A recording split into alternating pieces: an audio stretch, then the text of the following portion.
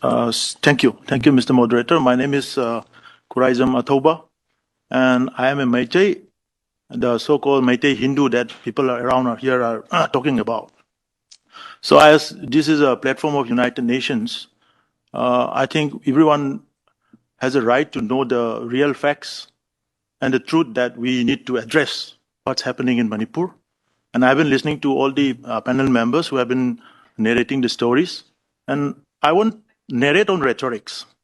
I will come out with facts and figures and digitally proved records and data which nobody can't manipulate in any ways. So first of all, when we talk about the Hindu majority issues, we as a Meitei in Manipur is not a majority. For the rest of India, it's a different case. When it comes to northeastern states of India, Meitei is not a majority anymore. We represent hardly around 8.5 lakhs population. And the Christians in Manipur is around 12 lakhs. They comprise of around more than 53-54%. Sorry, and Meitei I don't want is to interrupt you, but if you could just be as short as possible. We still have 3 minutes for the room. No, so but if you could we need to clarify the facts, because as if you are fast as narrating in the possible. wrong context, we need to check it out. Or shall we go on with the wrong facts? We continue this debate and discussion. What's your intention then? We need to check it out. Number one, the religious card is never an issue in the Manipur violence, because Meitei never targeted Christians. Meitei also has a Christian population of around, which is 45% of what the Kuki populations are, Meitei Christians. And they missed to inform that Meitei churches are being completely vandalized and razed in the Kuki-dominated areas in Churachandpur, right on the first day before the target began in Imphal. Okay, sir. That needs to be acknowledged. Thank you. Thank you And for here is sharing. the sequence of events. I would be grateful if we can meet after this and take the document and have the conversation. Sure. But if you don't have any more questions, I would need to interrupt you because we have 2 minutes before we need to close this event, and I need to give the final word to this panel. So I need to interrupt you just because we have 1 more minute, the lady from the United Nations, so we have to basically conclude the event. Yes, thank last you. part. Thank you Last for question. sharing. No, Last we question. We will meet after the event. But allow me, let the audience know. Let the audience know. Yes, why are we completely neglecting the issue of narco-terrorism? We need to have the UN ODC has already reported Churachandpur has become a hub of new Golden Triangle. Poppy cultivations has we already. need to have the concluding remarks from the panel and conclude the Yeah, event. before that we need to know the facts. That's why I'm trying to intervene. Thank you, and we would welcome this. It's just that it's completely one-sided discussion, so I don't want it. It should be neutral. We are not a one-sided discussion. Then you should have the patience to listen to me. Were presented thoroughly, and there's a lot that we can provide after this event. Thank you. Almost 19 Meitei villages. I would like now 19 Meitei villages completely 100% evicted, destroyed. Okay. Sorry. Thank you. Can you switch off the microphone, please? So I would like us to finish because we just finished the time for our event and for the time allocated to have this room. I'm grateful for the panel for having shared with us and for your contribution. I've been following personally as the World Evangelical Alliance very closely what is happening in India and Manipur and elsewhere. I'm very grateful for what you shared with us and what you provided. What our hope is that India would grow into a more democratic, inclusive society and community where the government is supportive and protective of all the religious minorities and all the ethnic minorities and everyone in India. And yet again, I want to appreciate the panel for being here, for sharing, and for all the members of our coalition representing various communities, religious and ethnic communities, for being part of this event. And again, once again, thank you for Ms. Al-Salim, and thank you also for Mr. Turkel, who were present with us and shared with us on the situation in India. Thank you so much, and until the next event, God bless you.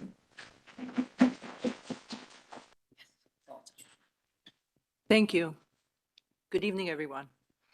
At 11 p.m. on May 3rd, my mother, who was 77 years old at the time, Aichung Guite, my sister-in-law, 13-year-old niece, 5-year-old twin boy and girl, and 2-year-old nephew were attacked by an evil and misguided Meitei Hindu mob.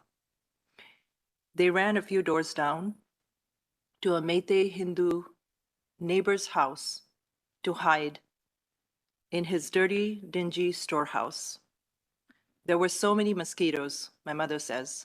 The children were so good. They did not cry or make a noise. They huddled there for over 3 hours as mayhem continued around them. They heard the sounds of stones, sticks, rocks, cars and gas cylinders bursting into flames.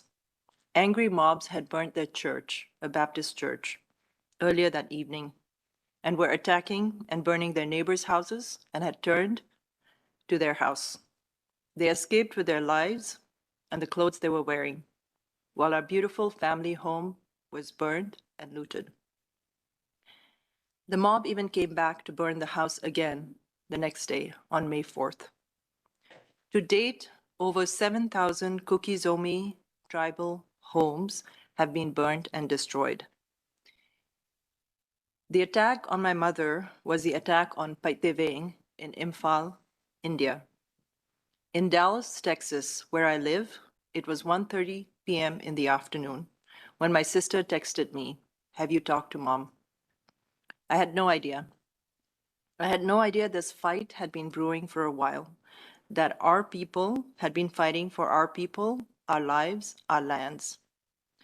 I'm ashamed to say that if my home had not been burnt that night, I might still not have been drawn into this fight. Today is the 19th of September, 2023.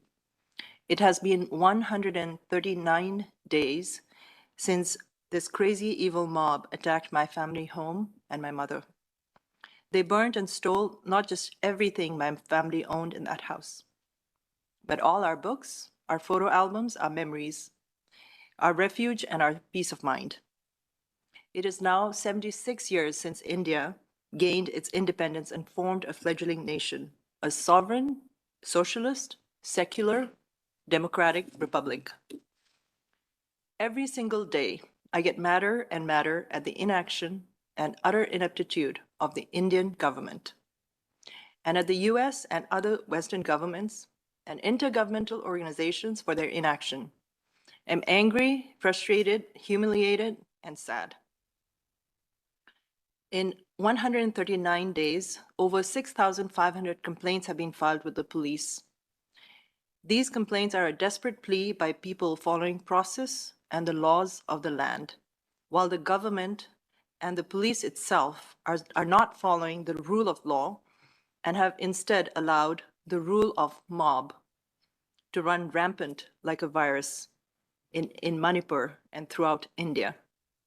Over 300 plus people have been killed.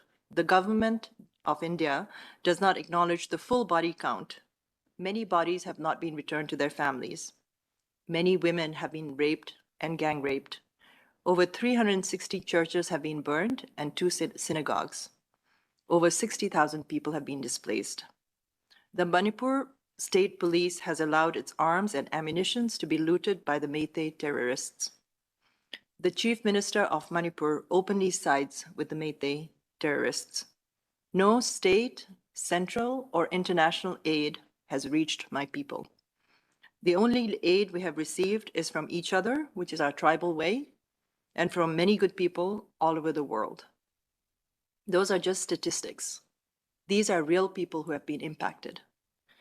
On the evening of May 3rd, Chingboy Paipi, who is a pastor's wife in Chicago, her elderly parents, both of whom are heart patients, had to hide in the dark, in the fields, in the open fields, along with her brother and her sister's families in Imphal, because the same large Meitei Hindu mob had burned the church just next to their house. They stayed there all night and managed to walk to an army camp in the morning. They stayed there for over a week before they were transported to safety by the Indian Army. On May 4th, Mrs. Gozavung, 57, a Manipur government officer, and her son, Mr. Golal Sang, 27, were pulled out of their car by a Hindu mob of about 200 vigilantes and beaten to death. They were trying to get to safety to an army camp. Her daughter-in-law was beaten, had to be admitted to the ICU with multiple head injuries and fractured wrists and fingers.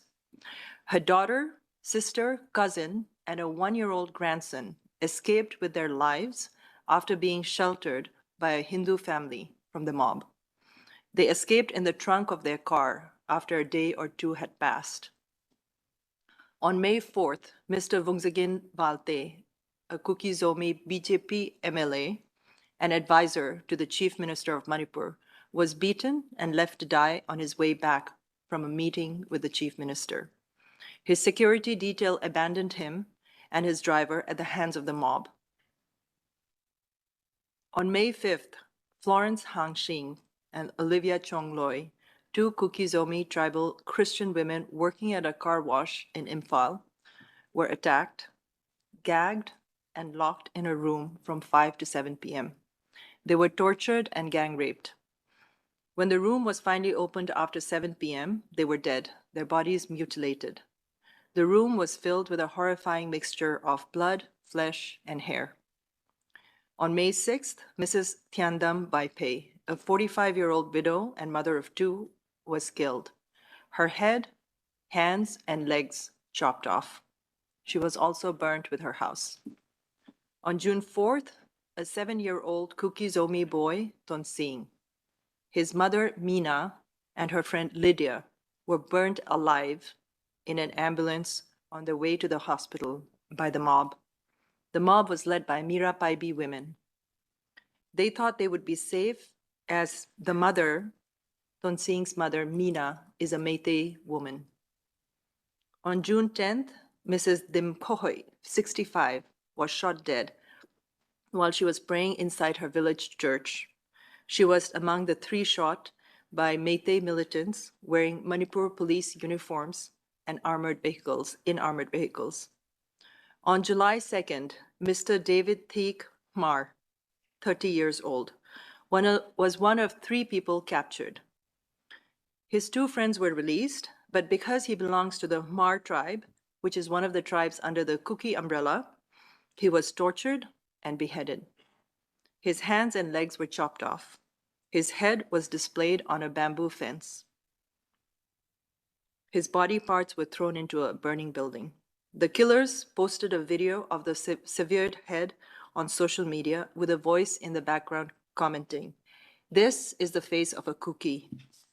You look beautiful. You look beautiful. We've been trying to catch you people for a long time." The voice ended with an expletive.